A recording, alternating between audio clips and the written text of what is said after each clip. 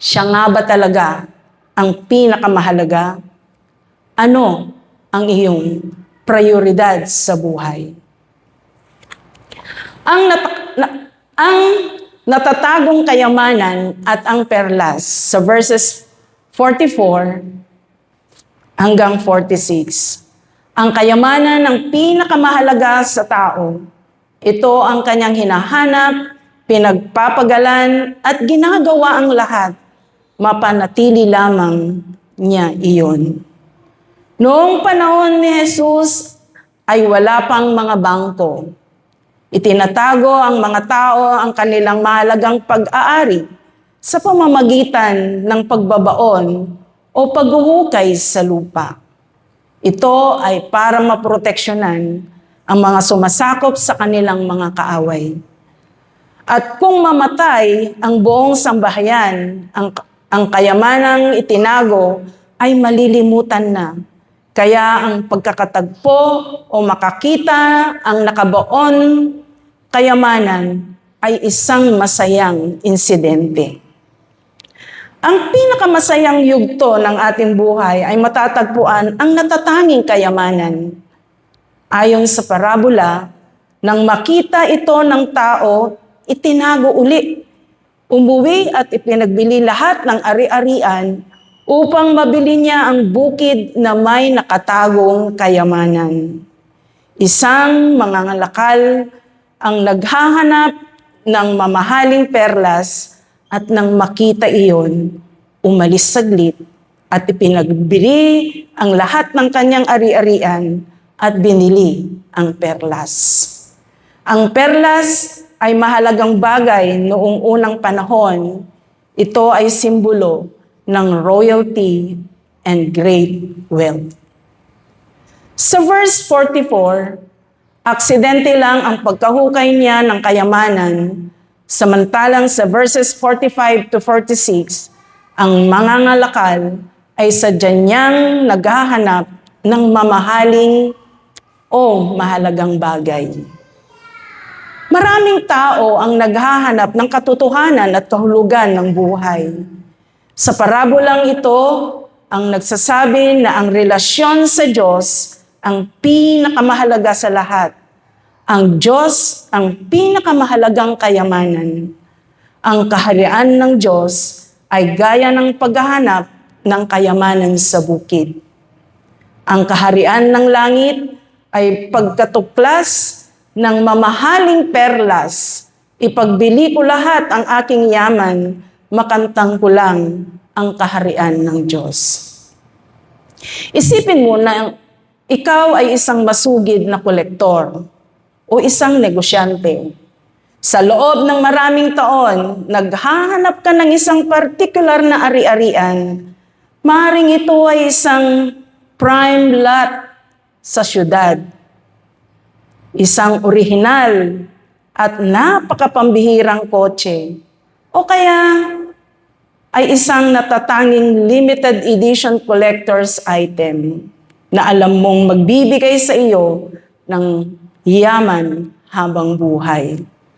Isang araw, nakita mo sa online o sa isang subasta, ngunit ang presyo nito ay katumbas ng lahat ng pera mo sa bangko, kasama ng halaga ng bahay at mga kagamitan.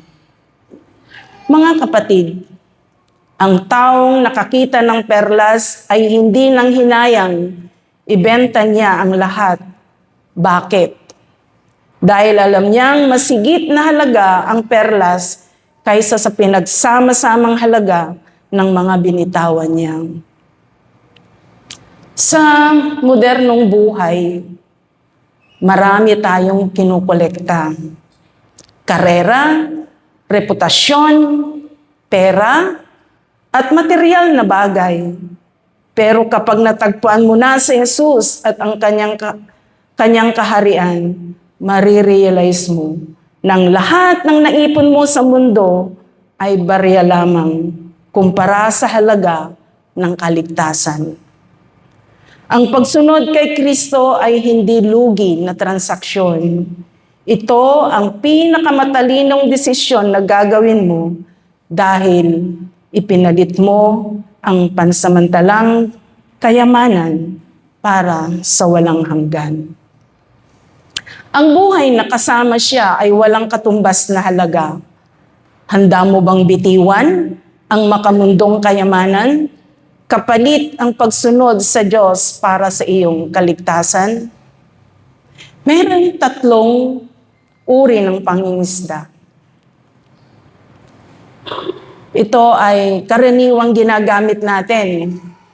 Yung stick, yung bamboo stick na mayroong tali at may hook. Sabi sa Matthew 17:27, pang-isa lang na isda ang huhuliin ito. Yung baniit. Di ko alam sa Tagalog kung ano yung baniit. Pangwingwit, okay. Meron namang pangalawa, meron isang maliit na net na hihilain ng tao. At ito yung ginamit nila Peter and Andrew.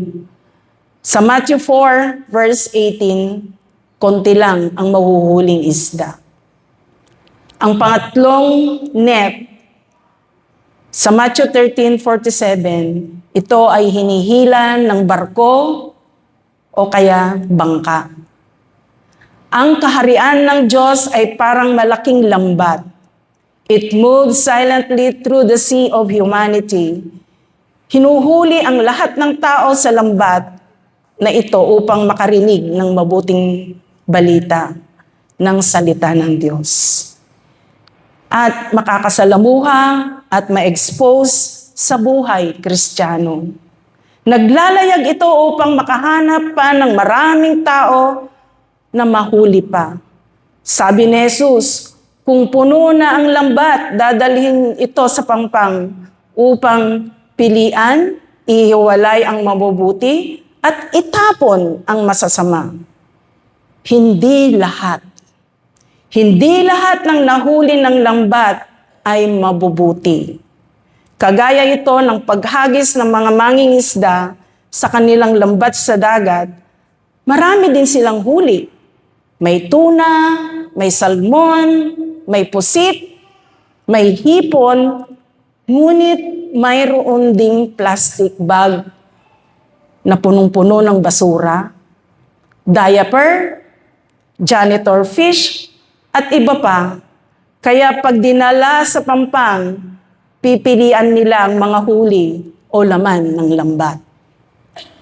Hindi lahat na na-expose o nakarinig ng salita, hindi lahat ng nagpupunta sa church, lumaki sa Kristiyanong pamilya, hindi lahat ng nagtuturo ng salita ng Diyos, o matagal ka ng Sunday school teacher, tigapagturo, ay automatic na mabuti. Malinaw ang mga taong di nakikilala ng Diyos ay nakakarinig sila ng kwento tungkol sa Diyos. Maaring alam nila ang mabuting balita at alam nila ang tungkol kay Jesus. Ngunit wala silang personal na kaugnayan at relasyon sa Diyos. Magpapatuloy sila sa pagkakasala. Let us not assume that everyone is saved. Kilala po ba natin si Priest Eli? Ito ay kwento doon sa Lumang Tipan. Si Priest Eli, yung tinawag ni Yahweh sa kanyang higaan, ang mentor niya ay si Propeta Samuel. Si Priest Eli ay meron siyang 2 anak na lalaki. At sila rin ay mga pari din. Sila ang tagapag-alay ng handog sa templo ng mga tao. Tuwing mag-aalay sila ng handog kay Yahweh. Alam niyo po kung ano yung ginagawa nila. Kinukuha nila yung pinakamasarap na parte. Kinakain nila ito. At ito ay paglapastangan sa pagsamba ng Diyos. Alam ni Eli iyon at hinayaan lamang niya ang kanyang mga anak. Ang mga anak niya ay exposed sa lahat ng mga ministries. Wala silang hindi natutunan doon, kundi bakit naging masama pa rin sila? Sa Matthew 13:49, darating ang mga anghel at ihiwalay ang mga makasalanan at banal. Isipin mo, ang sistema ng isang sikat na talent search o isang dambuhalang kumpanya na nag-aanunsyo ng malawakang hiring sa internet. Ang kanilang online form ay bukas para sa lahat, kahit sino may karanasan o wala, nakapagtapos o hindi, ay pwedeng mag-submit ng aplikasyon. Milyong-milyong resume ang pumapasok sa kanilang system, subalit pagdating ng takdang panahon, magsisimula na ang screening at deliberasyon ng mga hurado. Doon ay hihimayin ang bawat aplikante, ang mga kwalipikado ay tatanggapin, ngunit ang walang totoong kakayahan ay automatic na itatapon. Ang lambat ay puno ngayon ng iba't ibang uri ng tao.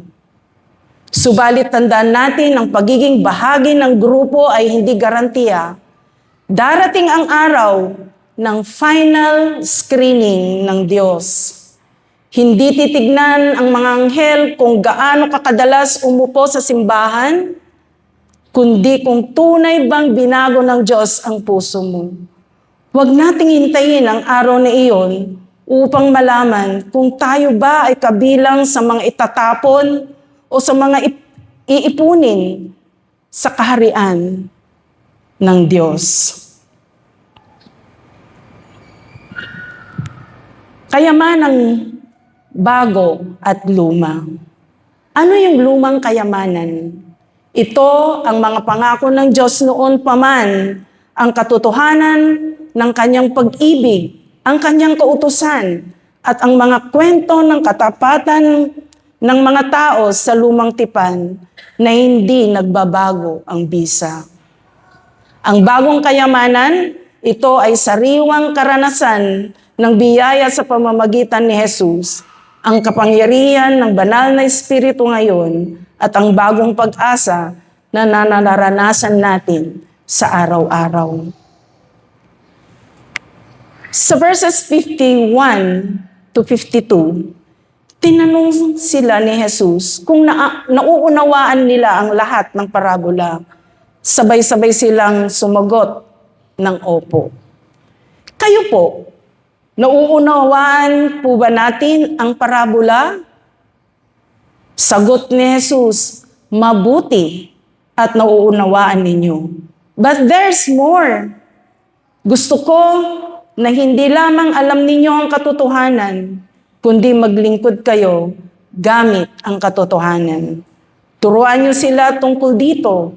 Tinuruan ko na kayo, na-train ko na kayo, naihanda ko na kayo kung paano pumunta sa kingdom. Turuan niyo din ang iba kung paano maging bahagi ng kingdom. Ang katotohanan ito ang inyong ipaparangal. Ang katotohanan ding ito ang huhubog sa inyo habang kayo'y nangangaral. Ako ay nag-graduate sa Harris noong 1982. Hindi rin po ako exempted.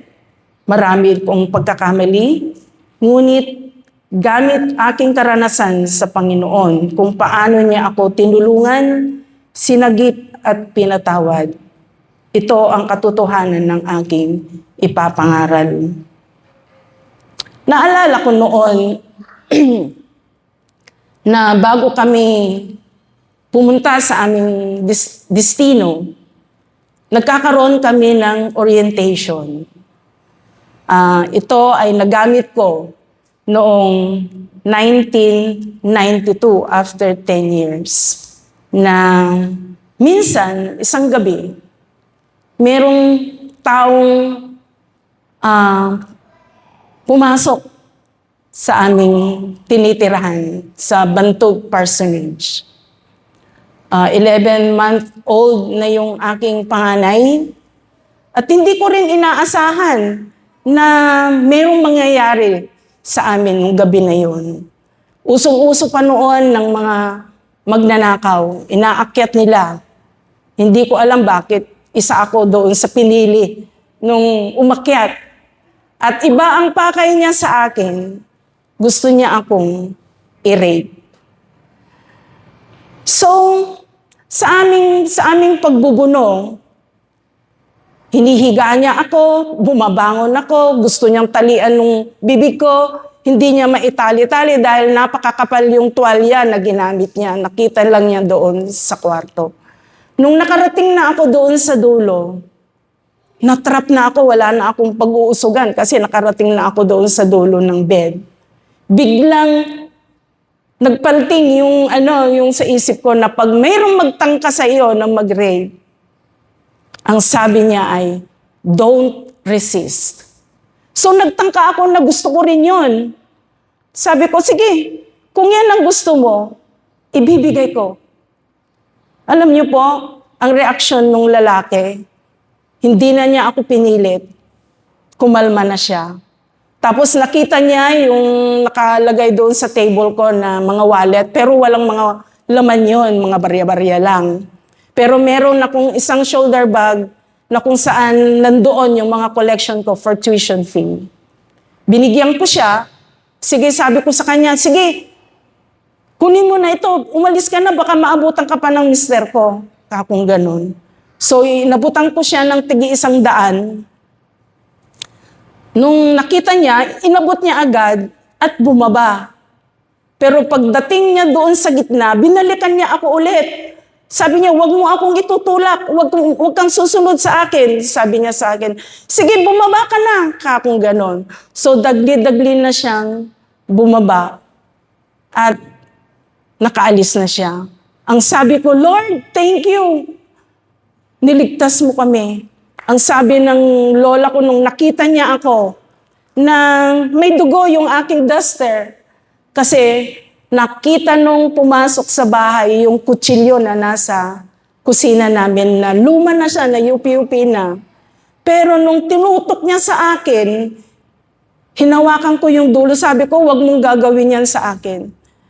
Sabi niya, inano niyang ganon, hinarang ko, hinawakan ko yung dulo, bigla naman niyang hinila, kaya nasugat yung parte ng daliri ko. Kaya ipinunas ko doon sa duster ko. Akala naman nung inang ko na kasama ko noon ay nasaksak na ako.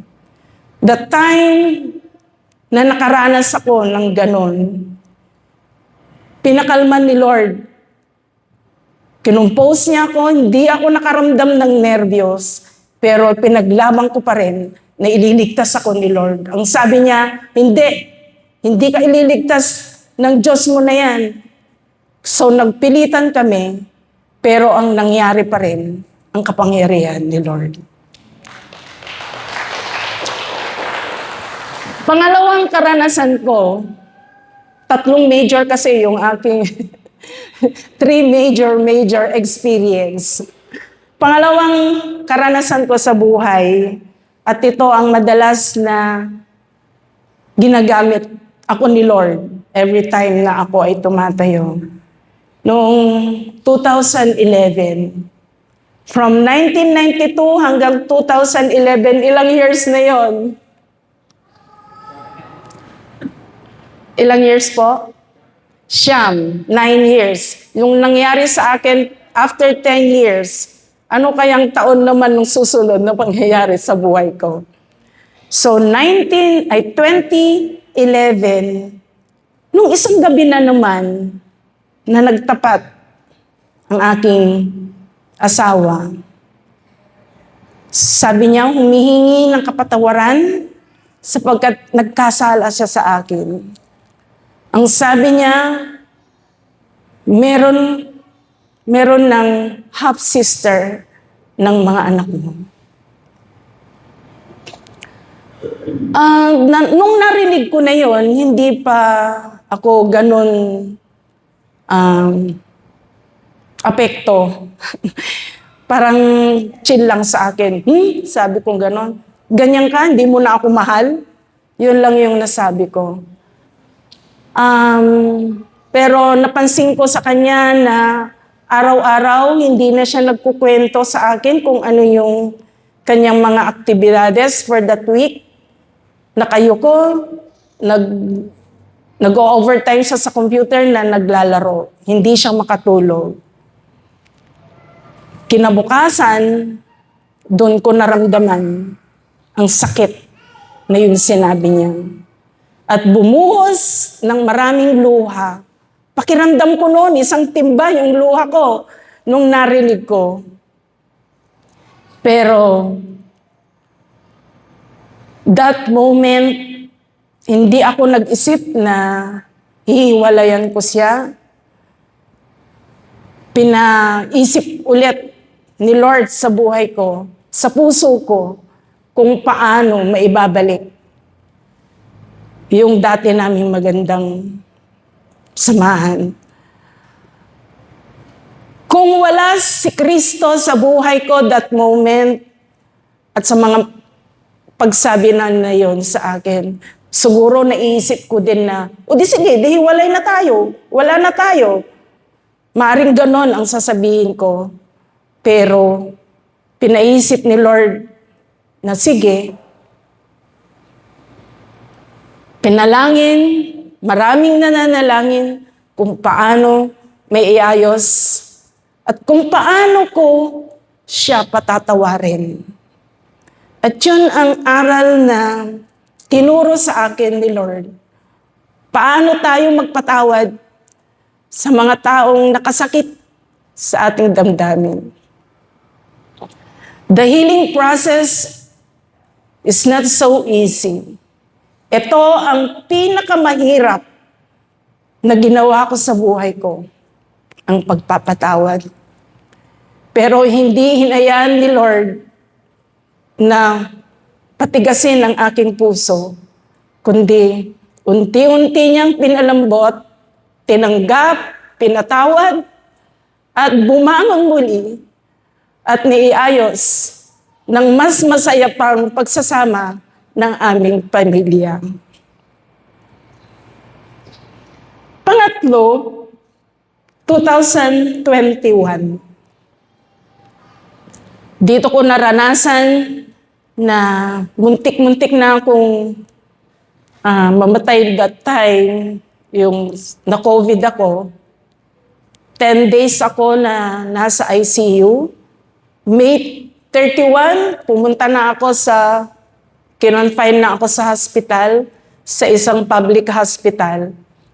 Pero unti-unti namang nanghihina, unti-unti naman na hindi bumubuti yung aking kalusugan. Nung pumasok ako sa hospital, moderate lang. Pero after 7 days, sabi ko, hindi na ako magtatagal. Nanghihina na ako, konting hakbang lang, hindi ko na kaya. Pag pumunta sa CR, nahihilo ako, hinahawakan ko na lang yung wall para makarating ako sa CR. Sabi ko, Lord, tignan mo yung mga kasama ko dito. 40, mahigit 40 kami sa isang kwarto, sama-sama kami. Mayroong severe, mayroong moderate. Naghalo-halo na kami doon. Pag umubo ng isa, lahat yan uubo. Pero salamat ako kay Lord dahil yung katabi ko ay papagaling na sila. Sila yung sabi nila, Madam, kumain ka lang, magpalakas ka. Sila yung nagbibigay ng pagkain. Pinipilit nila akong pakainin. Pero wala akong panlasa. Lahat ng mga pagkain na isinaserve ng hospital ay parang sobrang alat at tuyong-tuyo. Talagang wala akong ganang kumain that time. Nung tinawagan ako, kinumusta ko kung ano yung kalagayan ko. Hindi na nila maintindihan kung ano yung sinasabi ko kasi putol-putol na. Hindi ko na kayang magsalita ng matagal. Nag-decide ang aking family na ilipat ako sa private hospital. Pero bago ako nakalipat sa private hospital, mahaba pang usapin ang nangyayari. Parang ayaw nila akong payagan na lumabas at lumipat sa ibang hospital. Discussion pa ako sa chief nurse. Ang sabi niya, hindi pa daw ako nagbayad ng bill ko bago ako umalis. Pinilit ko na, sabi ko, di ba sir, sinamahan mo pa yung hipag ko na nag-withdraw para lang babayaran ko yung bill. Talagang pinilit nila ako na ayaw ilipat. Nung nakarating ako sa hospital, sa private hospital, alam niyo po, diniretso nila ako sa ICU. Pero maayos pa rin naman yung pagsasagot ko that time. Pero one time na nakita ko doon sa name tag nung nakalagay sa wrist ko, sabi niya, Josephine, hindi na mangoba yung nakalagay doon. Bakit hindi naman ako yan? Sabi kong ganon. Siguro yung nag-i-stutter na kasi ako noon nung tinatanong nila ako. Ang katapatan ng Diyos ay hindi nagmamalim. So yung bill ko sa hospital, alam niyo po, higit kalahating milyon. Bago pa lang ako pumasok doon sa private hospital noon, meron nang nag-iiyakan. Sunod-sunod na silang mamamatay. Pero sa loob ko noon, Lord, pagalingin mo ako. Hindi ko din akalain na bibigyan ako ni Lord ng chance. Pero I prayed hard, Lord, kung meron ka pang purpose sa akin, huwag mo pong pahintulutan na kukunin mo na ako ngayon. So sabi ni Lord, sige, bibigyan kita ng chance upang ikaw ay magpatuloy sa iyong paglilingkod.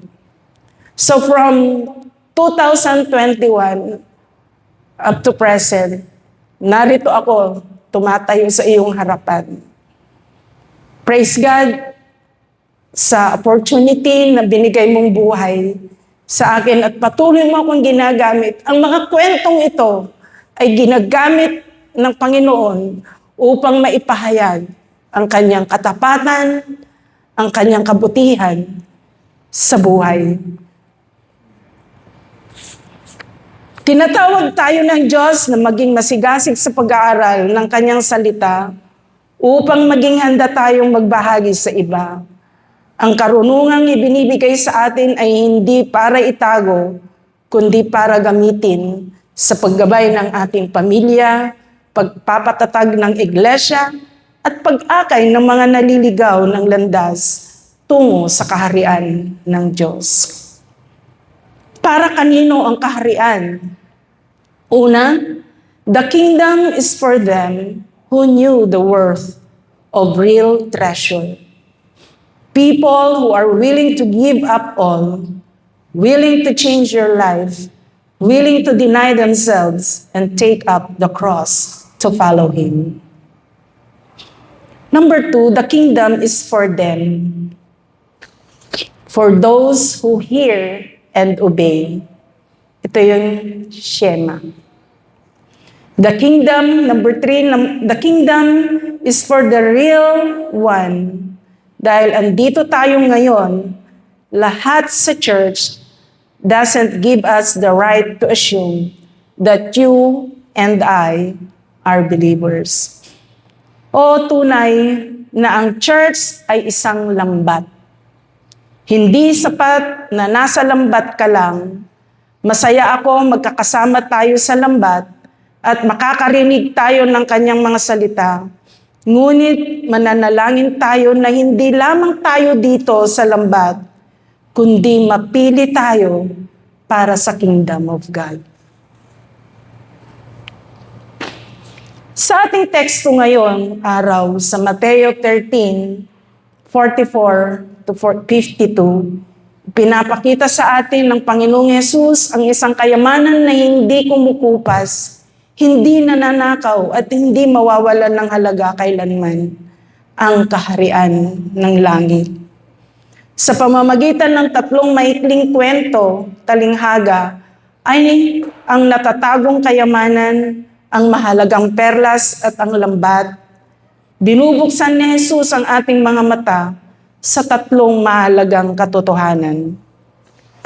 Una, ang kaharian ng Diyos ay may walang kapantay na halaga na di kayang tapatan ng anumang sakripisyo. Pangalawa, may kaakibat itong pananagutan dahil darating ang araw ang paghihiwalay sa mabuti at masama.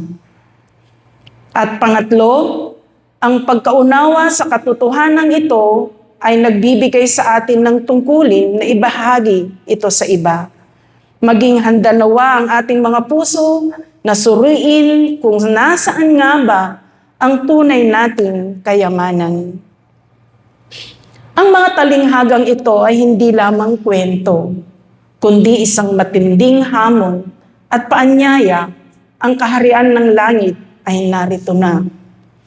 Handa mo bang iwanan ang mga pansamantalang kaligayahan ng mundo upang yakapin ang buhay na kasama si Kristo?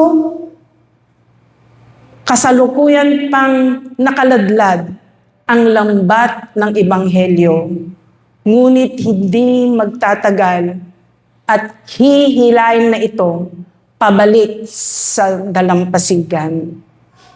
Kailangan nating makita ang kaharian bilang pinakamahalagang kayamanan sa mundong ito at ang hindi nating pagtanggap sa biyaya ng kahariang ito ang pinakamalaking kalugihan sa buhay natin. Huwag natin sayangin ang pagkakataong habang may oras pa.